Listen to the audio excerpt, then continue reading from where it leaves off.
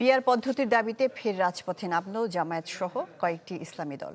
রাজধানীর বিভিন্ন পয়েন্টে মানববন্ধন করেন দলগুলোর নেতাকর্মীরা। এ সময় জামাত নেতা ডাক্তার আব্দুল্লাহ মোহাম্মদ তাহের অভিযোগ করেন, নির্দলীয় সরকার হলেও কিছু উপদেষ্টা একটি বিশেষ দলের হয়ে কাজ করছেন। সেবুরি বিরিয়ানি মশলা, কিছু স্বাদ স্মৃতিকে ফিরিয়ে আনে।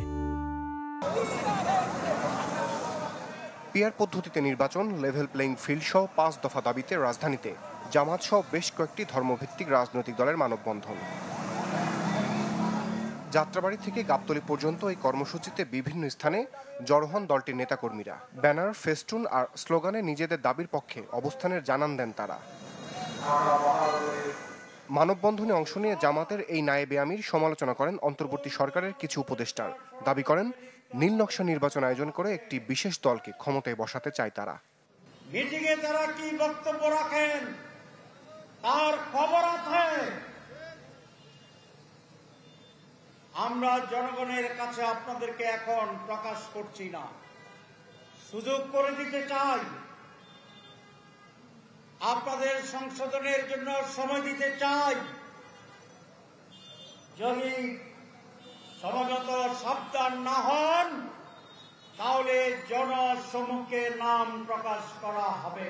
কোন একটি দলের লোককে বিভিন্ন গুরুত্বপূর্ণ সিভিল এবং পুলিশ প্রশাসনে বসিয়ে যেই নীল নকশার নির্বাচন করার ষড়যন্ত্র চলছে, এতে নির্বাচন সুষ্ঠু হওয়ার কোন লক্ষণ দেখি না।